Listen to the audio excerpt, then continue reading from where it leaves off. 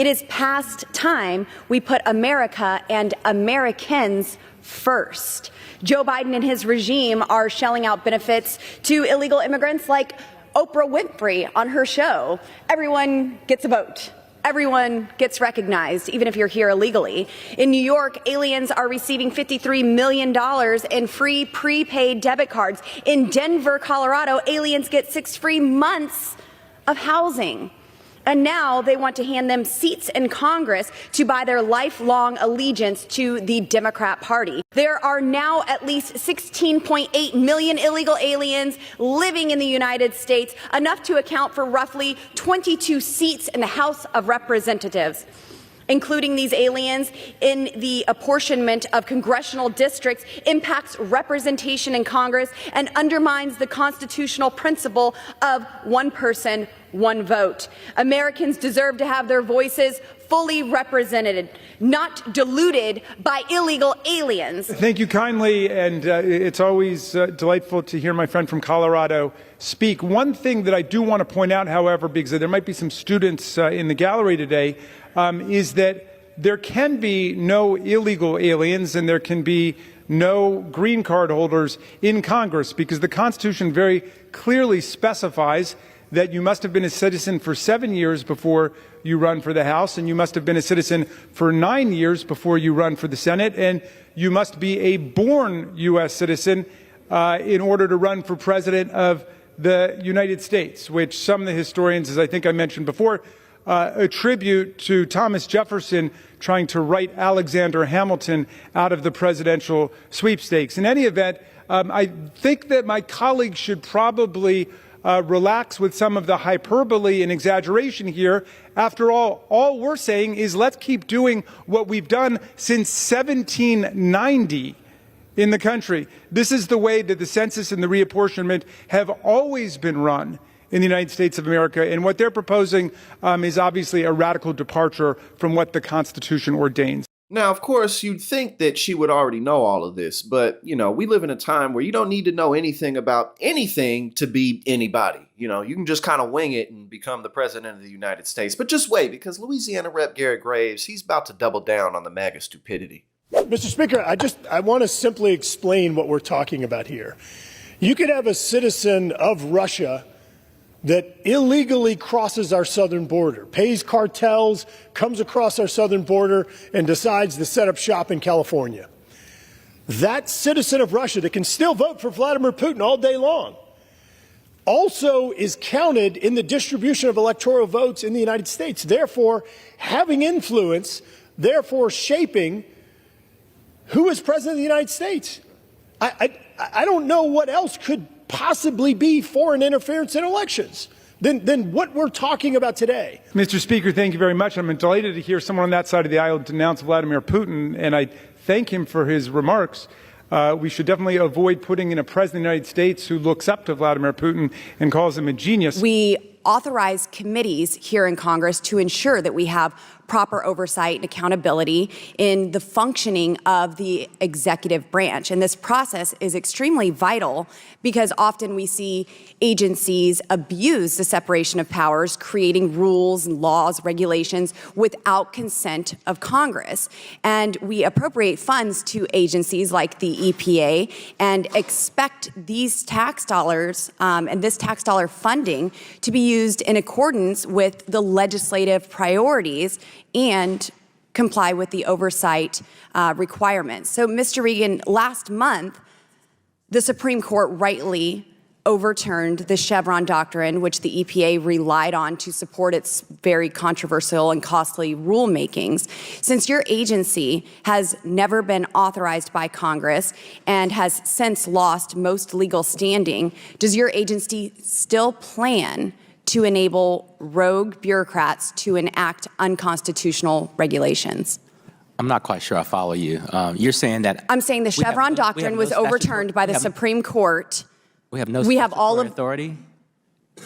I'm saying you've never been authorized. Wait, hold on. Congress doesn't delegate authority for us to do the regulations and the business and the policy. So since 1970. So the Chevron doctrine, where you have created all of these rules under that have been proven to be unconstitutional by the Supreme Court, has been overruled. So now I'm asking, are your bureaucrats still going to implement these rulemaking processes? You do know Chevron is not just focused on EPA. So, but you are. So I'm asking about the EPA, and I'm asking about your rogue bureaucrats that have enacted these unconstitutional regulations. Are you going to repeal them? Are you going to continue to implement them, or are you going to stop altogether, since it's been overturned? do you understand the ruling? Do you understand the ruling of the Supreme Court? I do. And so your question is ill-formed. No. Will you we're be not repealing? We're not going to stop. So you're going to unconstitutionally continue with these rulemakings. We're going to adhere to the Supreme Court and continue to do our. So which rulemakings are you going to roll back? We're going to adhere to the Supreme Court and continue to do our work in accordance to the Supreme Court.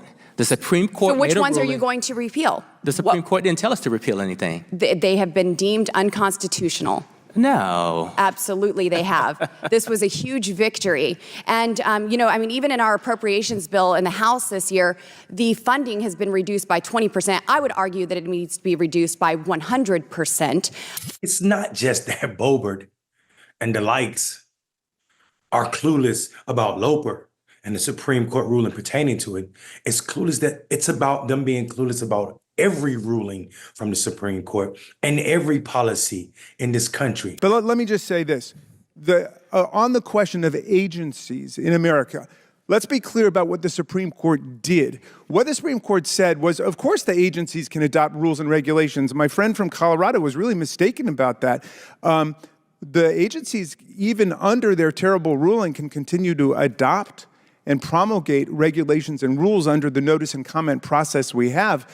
But the Supreme Court then, in this amazing power grab, arrogated to itself the power to determine whether or not an ambiguous or silent statute should be interpreted this way or that. So it was a political power grab by the court. That's all that they did. But Administrator Regan is doing his job. The EPA is doing its job. The NLRB is doing its job. The Department of Justice is doing the job. They've got to adopt rules. The Congress told them to. So that was a power grab by the court against the Congress. There's been all this talk about the money that you're getting and all this talk about our debt. I just want to remind my colleagues that it is factual. It can be looked up. Under 4 years of the Trump administration, unlike any other administration in the history of this country, they somehow managed to rack up $8 trillion in debt in 4 years. But to be clear, in racking up that debt, it wasn't because they were trying to take care of agencies such as yours that are trying to protect people and make sure that they have clean air, clean water, clean soil. It was so that the rich 1%ers could have their tax cut. And again, Project 2025 is about making sure that those tax cuts that will expire in 2025, that they will get those back again. Again, they don't want to take care of the people, and it's okay to have debt in this country so long as the 1%ers get what they want. I just want to lay that out. Finally, when we look at where this money is going from this administration, Rep. Jordan's district got $500,000. The chair's district got about $1.6 million in EPA grants. Rep. Green's district got $500,000. Rep. Luna's district got $300,000. And Rep. Perry's district got $1 million. So for Republicans that may feel a way about EPA and it allegedly pushing a woke agenda, I just want to know, can we get the money back? I'll yield. This woman showed up to make a video for Twitter, not to be a legislator for her district. She lives in a district where the EPA has an amazing footprint because it's Colorado and it's so much beautiful land there. Everybody in her district should be absolutely embarrassed. Her old district and the one she's running to represent at this moment. It is absolutely clear that this is not a serious person. Boebert being drugged not just by her Democratic colleague, but by the person she was trying to troll.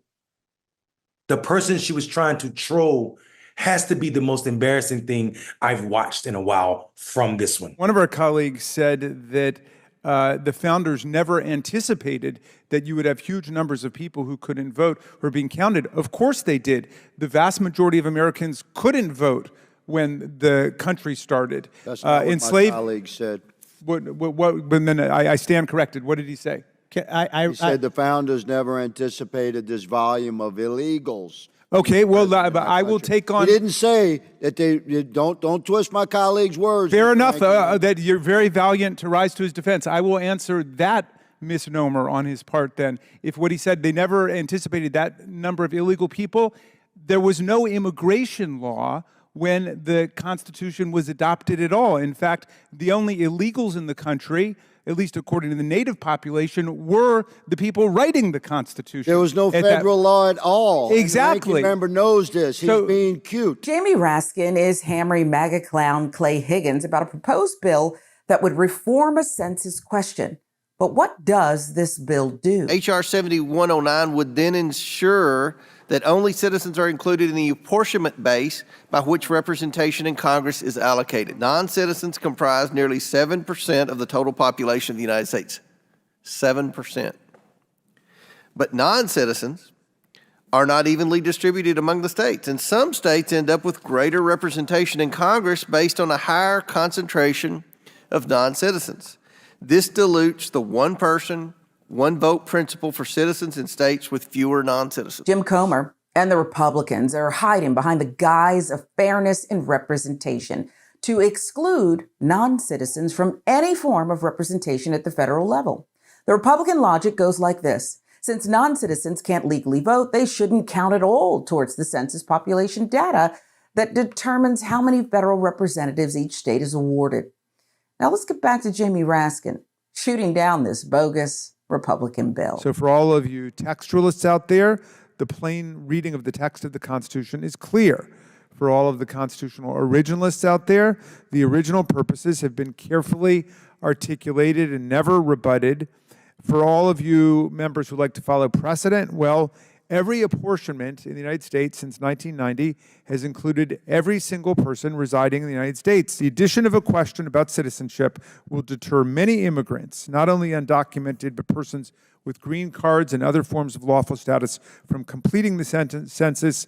Many non-citizen immigrants who are seeking asylum or are refugees will avoid responding because of uncertainty over their status and fear of arbitrary law enforcement action. You know, this fear is not unfounded. The hostility is intentional, which is exactly how the Republicans want anyone who isn't a citizen to feel by introducing this bill. The census is to count every person.